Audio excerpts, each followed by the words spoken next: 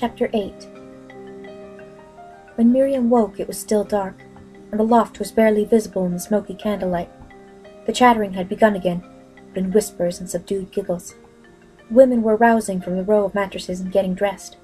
Hortense, sitting on the edge of the mat she had shared with Miriam, was lost in the folds of petticoat she was pulling over her head.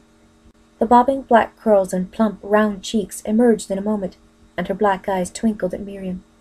Miriam dragged herself up, though she could have slept straight through the day, and pulled on her own dress and the leather shoes that were far too big. She followed the others down the loft ladder, took her turn at washing her face in the big basin, and sat down at the table. After a few moments' bustle, breakfast was ready. Porridge and thick yellow cream, and a mug of indescribably luscious brew called chocolate, dark and rich and sweet. This morning the other women had lost their curiosity, and quite casually accepted her as one of them. She was tossed a towel, and she set to wiping plates and spoons, and then to shining a set of pewter mugs, and for some time she worked in a corner undisturbed. Then Hortense beckoned to her. The French girl was deftly arranging on a brass tray a delicate white china cup and plate, thin silver spoons, a little pot of chocolate, and 2 crusty rolls. A late breakfast for the lady of the house, Miriam guessed. She followed Hortense with some curiosity. She had discarded her timidity with the disgraceful Indian clothes. Those icy blue eyes would not fluster her so easily this morning. The 2 girls passed from the kitchen into a sitting room that made Miriam gasp. Such elegance! She glimpsed a fine stuffed sofa, chairs of dark polished wood, hangings of deep red velvet. Beyond this room they mounted a short flight of stairs into a narrow hallway, and Hortense opened a door into a small chamber. That anyone in the world had such a room merely for sleeping was beyond imagination. It was all white and pale blue. There were thick, creamy rugs on a blue-painted floor. The windows and a little dressing table were hung with white draperies ending in a long knit fringe. There was a wide 4-poster bed with full white draw curtains and deep scalloped valances. In the center of the bed, under a fringed and embroidered coverlet and propped up against a mass of ruffled pillows, sat not the formidable woman Miriam expected, but the prettiest girl she had ever seen. She was pink and white, and fragile as a china figurine, her eyes like blue flowers, and her hair a fine powdery gold mist against the pillows. The blue eyes darted past Hortense in the tray, and went wide at the sight of Miriam. For a long moment the 2 girls stared at each other. Then the girl on the bed broke into a flood of French, as rapid as the chatter in the kitchen, but softer, with a hint of a lisp that reminded Miriam of Polly. Hortense laughed, plumped the tray down on the bed, and gave an explanation. The girl turned to Miriam. "You no speak Français?" she demanded. Miriam shook her head. The girl laughed, showing a row of perfect small teeth. "It no matter. I speak the English with you. You surprise, n'est-ce pas?" For the first time since she had left James at the landing place, Miriam could speak her own tongue freely, and the words rushed out with all the old frankness. "Everything in Montreal surprises me. It is all so different from what I expected. Especially you," she almost added, but remembered her manners in time. The girl was delighted. "You like it, no?" "I haven't seen anything but this house. It is the most beautiful house I have ever seen." "It is one of the best houses in Montreal. We get everything for France. Chairs, tables, dishes, everything. Where you come from? You not have house like this?" "Goodness, no. At number 4, the men themselves had to build the houses out of logs." "Number 4? What is that?" The white forehead wrinkled. "That is the name they gave our settlement at first. Now it is called Charlestown." The girl motioned to a footstool near the bed. "You stay here with me while I eat. Tell me about this number 4. Hortense broke in with a protest, obviously explaining that Miriam was expected to work in the kitchen. The laughter went out of the girl's face. The red lips pouted, and for an instant there was the faintest echo of Madame Ducresne in her blue eyes, and in the quick, imperious gesture. Hortense did not argue. She curtsied and was out of the door in a flash, leaving Miriam behind. "Now," said the French girl, nestling back among the pillows, her sunny nature restored, "you tell me, how you come to be with the Indians? Did they treat you bad?" Where could she begin? Miriam wondered. What words could possibly give this exquisite creature an inkling of what it was like to march cold and hungry, covered with mud and insect bites, along a forest trail? Instead, she decided to tell about the settlement at Charlestown. Even that sounded outlandish enough here in this dainty room. But her story found an eager audience. Encouraged by those astonished blue eyes and the soft gasps of amazement, the words began to pour out. The joy of having someone her own age to talk to.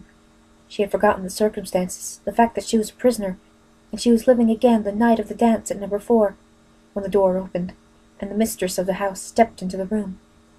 She surveyed the 2 girls with displeasure, and broke into a sharp hailstone of words and gestures that indicated plainly that it was high time to be up and about.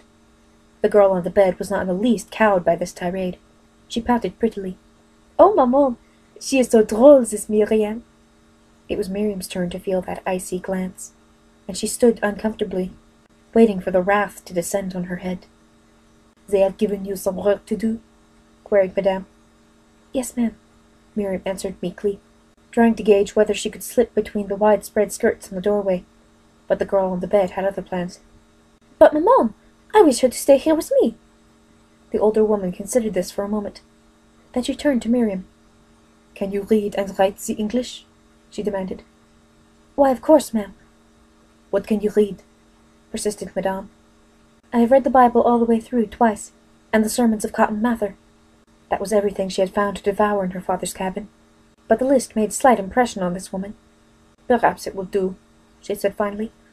"I should like my daughter to learn to read the English and to speak it correctly. When I was her age, there was an English sister at the school who taught us very carefully. She was very particular about how we spoke. But she has died, and the sisters do not bother any longer. Felicite speaks a little, as you see, but she is lazy. I shall get a book of English from the sisters, and you shall teach her to read." "Oh, I should like to try, ma'am," cried Miriam eagerly. "I always help the little girls at home." "Then perhaps we shall get some good out of you after all," concluded Madame. "You will come up here every morning and teach Felicite for 2 hours." 2 hours! Squealed Felicite in consternation. "But, maman!" Her protest was broken off by a sharp rebuke, and Madame, the business settled, swept out of the room. Felicite was sulky. "What good is it to read the English? Who ever speak English to anyway? Everybody speak Français." "You might like it," coaxed Miriam. "Maman, she always says someday we go back to France, Paris, and then we visit London, and marry Pierre, have French babies. What they need the English for?" Madame's plans were law, however. From that morning Miriam became a teacher, and Felicite a reluctant pupil. At first it seemed to Miriam pure enchantment to sit in that pretty room, to watch Felicite with her appealing, bird-like ways. But that it was not going to be an easy task to teach this pupil, she soon began to suspect. 4-year-old Sue was quicker at her letters. Felicite's bright eyes and attention darted everywhere, but came to rest invariably on herself, on the shadow of a curl against the wall, on a fingernail threatened by a tiny snag, on the ruffles that had to fall just so over her dainty wrist. Over and over Miriam pulled her back to the words on the page, the same words every day, for they seemed to make no progress whatsoever. She must be a very poor teacher, Miriam decided. Surely anyone so delicate and beautiful as Felicite could not be. No, it was disloyal to even think the word. The failure must be her own. Meanwhile, down below in the kitchen, another kind of education was in progress. The kitchen was still the place where Miriam properly belonged, and once the 2 hours with Felicite were over, she returned there and took up her share of the work. Here she became both teacher and pupil, for Hortense was quick to follow up that first lesson in the loft. Now, as they washed the dishes and peeled potatoes and polished the brass and copper side by side, the tongues of the 2 girls wagged merrily. These lessons were pure fun. Where Felicite puckered her pretty forehead over one phrase, Hortense picked up dozens of words in a day, and generously tossed back to Miriam dozens of French words in return. She marveled at Hortense. This kitchen maid, who admitted she could neither read nor write and had no reason in the world for wanting to speak a foreign tongue, grasped the words and stored them away like the quick little squirrel she resembled, just for the fun of it. The hours passed quickly as they jabbered in a ridiculous mixture of languages, and often Hortense doubled up in merriment over Miriam's mistakes. But Miriam worked in earnest. Every day there was less English and more French in the mixture. Gradually both Hortense and Felicite lapsed into their native tongue, and Miriam rapidly learnt to follow. As one day after another went by, however, and the novelty of the household no longer distracted all her thoughts, a deep uneasiness began to increase in Miriam's mind. Still no word from James. Surely something had gone wrong with his plans. And where were the little girls? They might not have been so lucky as she, for she had been lucky beyond anything she could have dreamed. It was hard to remember that she was a prisoner, and that Montreal was a dreaded and evil city. Surely it was treacherous of her, but she had to admit that she found every feature of this new experience exciting. If only she could know about the others. Not knowing was the one shadow that dimmed this adventure. "You are not happy," Hortense accused her, as they sat one afternoon filling the great preserving crocks with crisp green cucumber slices. "We are not being good to you." Miriam looked into the anxious black eyes of her new friend. "Oh, Hortense, you are being good to me. I like it here, truly I do. But I am worried about the others. I told you my sister had to stay behind with the Indians, but we thought it would not be for long. And if I could only know what they have done with the little girls. But of course, I would feel the same. Madame does not tell you anything." "I hardly ever see Madame, and then she is always giving orders. I don't dare ask her. She is so... Hortense laughed. "I know. We find out for ourselves. I ask Jules when he comes tonight." "Jules?" Hortense's eyes danced. "Jules is my—" She hesitated, and a rosy blush supplied the words she could not find. "He is a habitant," she went on hurriedly. "He owns 100 harpens of land, and he already has 2 horses and 5 cows. He is very smart man, my Jules." Miriam stared at her in surprise. Félicité, of course, had any number of admirers. They drove up to the great front door in carriages, and the servants peeked through the drawing-room curtains and commented on this one and that one. It was hard to make Félicité stop chattering about her drives and her parties long enough to concentrate on an English sentence. But it had never occurred to Miriam that Hortense might have a life of her own beyond this kitchen. She felt a quick prick of envy. The envy stirred up again when Jules arrived at supper. There was quite a flurry in the kitchen as he stepped in out of the chilly night. The women greeted him familiarly, and made way for Hortense with good-natured, outspoken jibes that made her cheeks flame. Miriam stared curiously. Yes, Jules was unmistakably a farmer, and quite as certainly successful and self-confident. His shoulders strained the rough, homespun coat. His waist was stocky under the red woolen sash.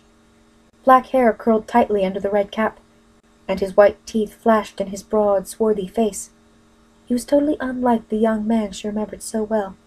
Yet, watching Jules and Hortense standing together just inside the kitchen door, Miriam knew exactly how they felt. She herself stood all at once inside another door, and Phineas Whitney's face came before her memory so clearly that her heart gave a leap. Would she ever know again the magic that wove such a spell about a man and a girl, that they could stand completely alone in a room full of people?